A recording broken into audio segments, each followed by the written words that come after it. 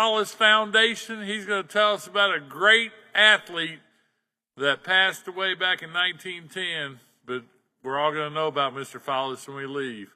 Charles, come on up, Herman. Herman Smith from the Charles Follis Foundation. How's everyone tonight?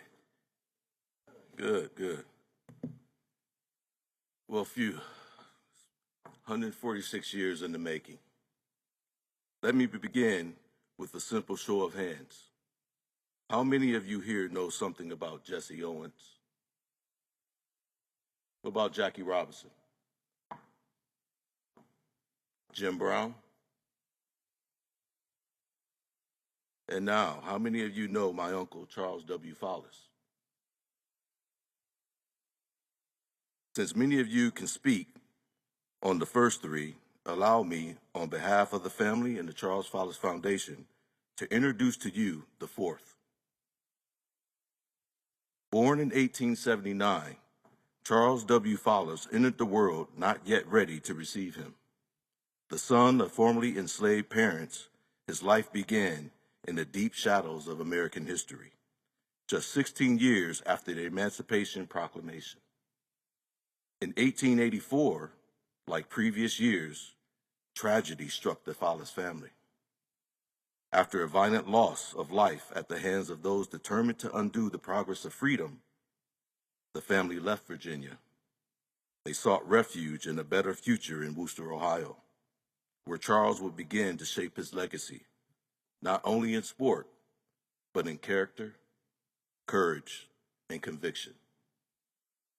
As a young man, Charles quickly earned admiration in Wooster, not just from classmates, but from city officials, educators, and community leaders. With resolve and a vision beyond his years, he organized Wooster High School's first football team in 1898. The team didn't just compete, they went undefeated, 8-0, and were crowned league champions. Charles had become the town's football star, but his leadership extended far beyond the gridiron. Charles was determined not to just win games, but to change the minds and hearts of those that opposed equality for all. A dangerous but historic decision was made in 1901. The reigning pro football champions, the Shelby Blues, scrimmaged a semi-pro Wooster Athletic Association team anchored by Charles. That day, Charles dominated once more, drawing the attention of Shelby coach Frank Schiffer, who famously said, and I quote, "I'd rather play with that young man than against him." Charles soon became the first black man signed to play professional football in 1904 for an astounding $10 per game, after 2 years with the Shelby Blues already. But his decision to join the team was more than just an athletic or financial gain. It was revolutionary. It was also very dangerous because in 1901, Shelby, Ohio was known as a sundown town, with a black population of 0, where blacks had to leave the city limits by nightfall or be subjected to jail or worse. Charles was no exception to the rule. After every game and practice, he had to literally run for his life, not from defenders on the field, but from the dangers of racism and violence after sunset. And yet, he showed up day after day, risking his life, fostering change, breaking down barriers. Charles didn't just play, he dominated on both sides of the ball and never left the field. Even after helping Shelby win the Pro Football Championship, Charles was denied the dignity of celebration. While his teammates were treated to free beers and hamburgers at the local parlor, Charles was told, and I quote, "We don't serve your kind here," explicit slur, and was escorted to city limits. Now just think about that for a moment. While many of us have taken off work for far less reasons, he continued to sacrifice his life daily for future generations that, if asked, have no recollection of who Charles was. Charles was a game changer on and off the field. He wasn't just the first black professional football player, he was also the first black two-sport star, also excelling in professional baseball with the Cuban Giants, a powerhouse in the Negro Leagues. He dominated the pro football leagues so much that Branch Rickey, a future legend in his own right, was forced to change positions when Charles joined the Chevy Blues in 1902. Rickey would later go on to break Major League Baseball's color barrier by signing Jackie Robinson in 1947, a decision many trace back to the respect and admiration he gained watching Charles play and fight and endure. Charles's impact was profound. He turned every single game into a spectacle. He revived the sport at a time when football's population was declining. Entire cities filled hotels, restaurants, and stadiums to see him play, stimulating local economies and elevating the sport's prestige. His arrival to each game brought the kind of energy to cities we now associate with the Super Bowl, long before the NFL existed, even with fans rushing the field to tackle him during games. I'll repeat that. Even with fans rushing the field to tackle him during games, which was common for Charles, or opposing players gouging his eyes, spiking his body, relentless racial taunts, Charles never retaliated. He led by example, with strength, dignity, and unwavering purpose. Branch Rickey even defined Charles as a wonder. A man for his people off the field, Charles used his earnings to support his friend W.E.B. Du Bois's vision to start an organization we are all familiar with, the NAACP. He was a civil rights advocate before the movement had a name.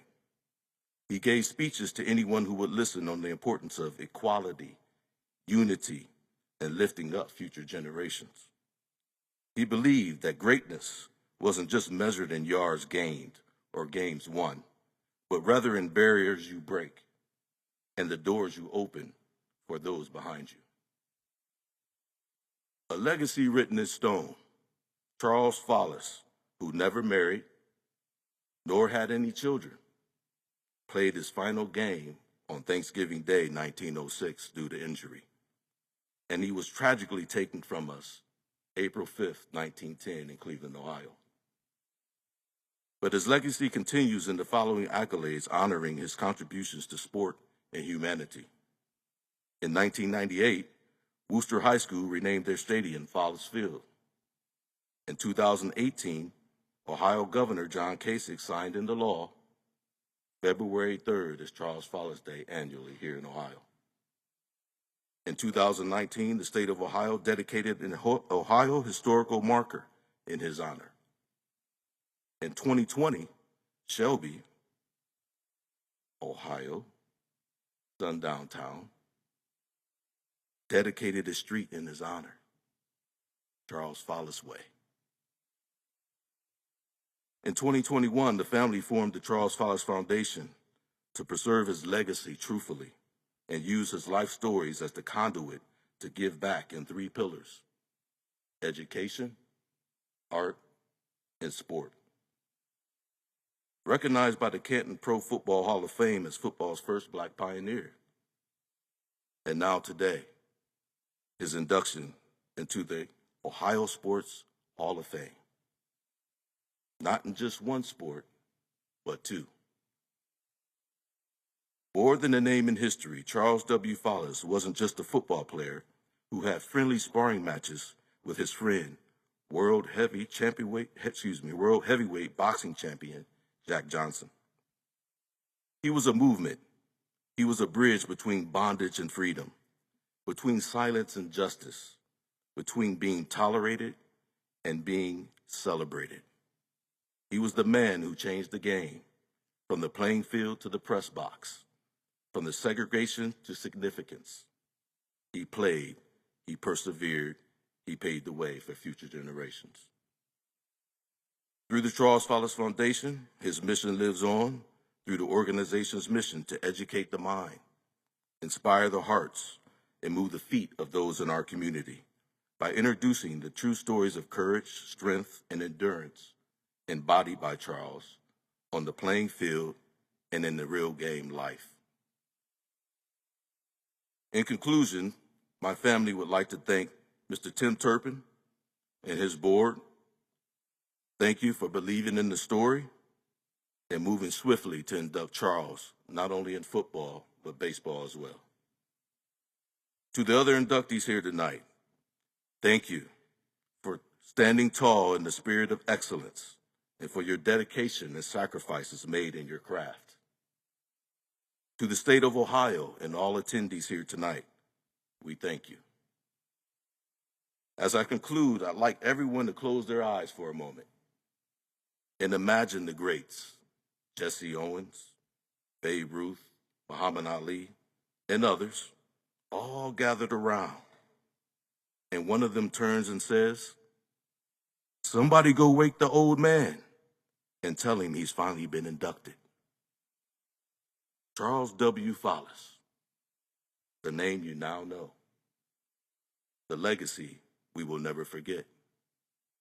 So I ask the question again with a show of hands. How many in here know Charles W. Follis? Fantastic, Ohio. So today, as Charles used to say, just give me the ball. The trail has been blazed. The journey continues.